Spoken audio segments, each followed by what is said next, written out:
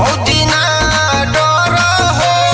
अच्छा देवरे पे अपना विश्वास तनी कर हो। अरे ऐसे कैसे करी हो? काहे हो? सुना जल्दी फसबा तो निकले न पाइबा, सुना बाटे में चिल्ला के रह जाइबा। अच्छा ऐसन बात बा, जवन होई देखल जाई हो। साया पे माला की जाल बदे मरो जाइबा भुलाई हो। साया पे माला की जाल बदे मरो जाइबा भुलाई हो।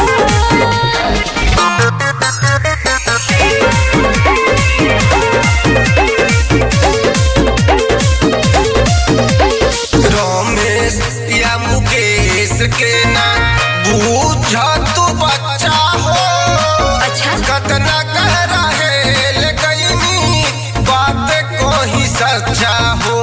ढेर बोलता है। काहे ना का ए दिन सुना समझ पैबा माया हो, भारी भरे परी तोरा भर पाया हो। अच्छा अरे फंस जाइबा। ठीक बा ना रखल लचाई हो। साया में माया के जाल बदे मरो जाइबा भुलाई हो। साया में माया के जाल बदे मरो जाइबा भुलाई हो। अभी ना समझ में आई हो।